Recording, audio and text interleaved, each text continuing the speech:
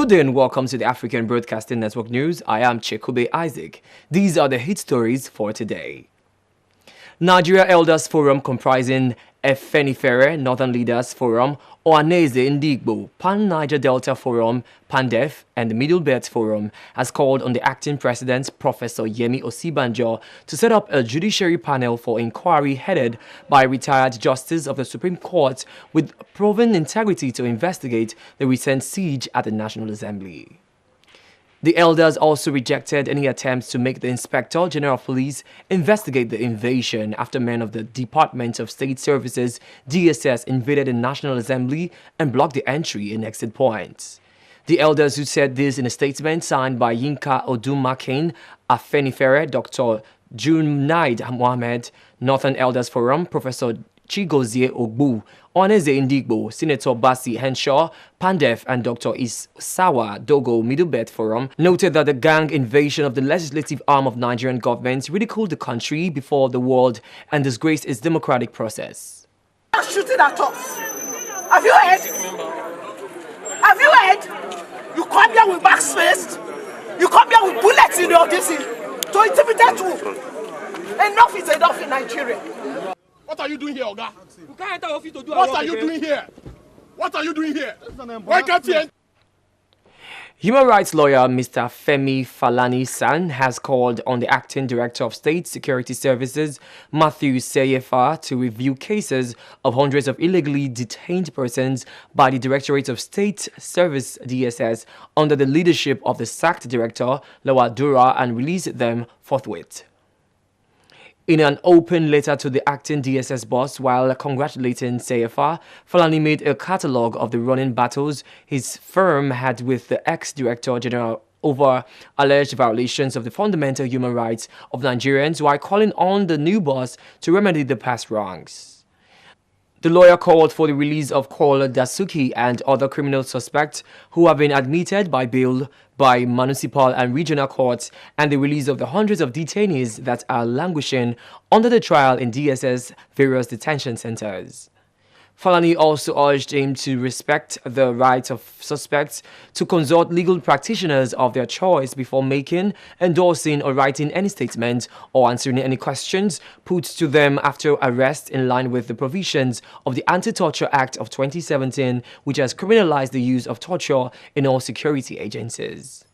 He appealed that they should ban the operatives of the SSS from wearing masks, as according to him, no military or paramilitary officers is authorized by law to hide his or identity in the course of performing official duties, as well as ensuring that the SSS operatives within the ambit of the Constitution of the Federal Republic of Nigeria, 1999 as amended, and the National Security Agencies Act. And now on business news.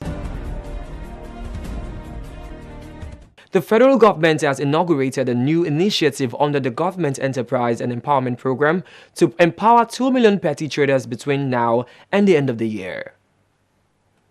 The senior special assistant to the acting president on media and publicity, Mr. Laul Akande, disclosed this in a statement on Sunday. Said the initiative, which is called the Trader Money, is meant to further enlarge the present administration's financial inclusion agenda for all Nigerians, regardless of social class and economic status.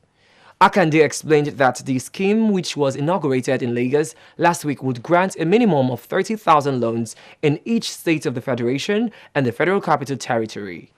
He said the 2 million mark was expected to be attained on or before the end of the year, with petty traders in Lagos, Kano, and Abia states set to be the first round of beneficiaries to draw the collateral fee loans.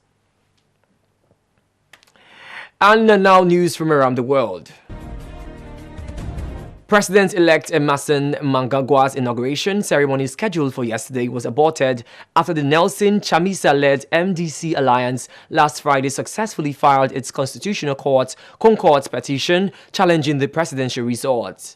The cancellation came as regional leaders had already been invited to attend the inauguration ceremony, while the others, including South African President Cyril Ramaphosa, had already sent in their congratulatory messages to Mnangagwa. ZANU-PF Secretary for Legal Affairs Monyaradzi Paul Magwana yesterday confirmed that the party had already informed its invited guests of the latest developments.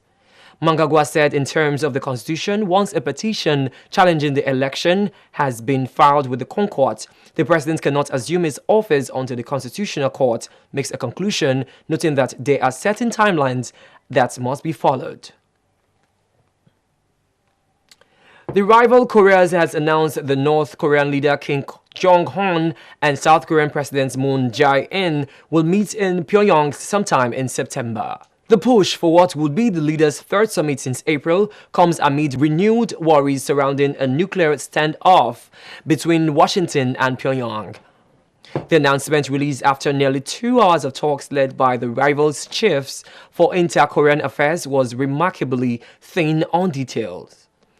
Ri Son-gwon, chairman of the North Korean agency that deals with inter-Korean affairs, said at the end of the talks that officials agreed on a specific date for the summit in the Pyongyang sometime within September. The meeting at the North Korea-controlled building in the border village of Panmunjom comes as the international community waits to see if North Korea will begin abandoning its nuclear weapon, something officials suggested would happen after Kim's summit with President Donald Trump in just June in Singapore. North Korea is thought to have a growing arsenal of nuclear bombs and long-range missiles and to be closing in on the ability to reliably target anywhere on the U.S. mainland. And now on sports. The Nigerian Football Federation, NFF, led by Ambassador Chris Giwa, has terminated the appointment of Mohamed Sanusi as General Secretary with immediate effect. Sanusi's termination letter, which was made known in a statement signed by the Special Advisor on Media, Victor Irole, on Sunday, added that Sanusi's termination letter has been communicated to the Sports Minister, Barrister Solomon Dalung. He has been directed to hand over all property and documents of the Nigeria Football Federation in his possession to the head of administration at the NFF Secretariat immediately. The statement advised the general public to stop transacting any business forthwith with the former board led by Amaju Pinnick in line with the orders of the court. That's it on our hit stories for today. For more news, do well to hook up with the African Broadcasting Network for more beautiful stories on our subsequent bulletins. Follow us on our social media platforms by visiting our website at www.abnchannel.net. Follow us on Twitter at ABNChannel, like us on Facebook at ABNTV, and also subscribe to our YouTube channel at the African Broadcasting Network and on Instagram at ABN Channel. My name is Chekwube Isaac, and thank you so much for watching. Bye.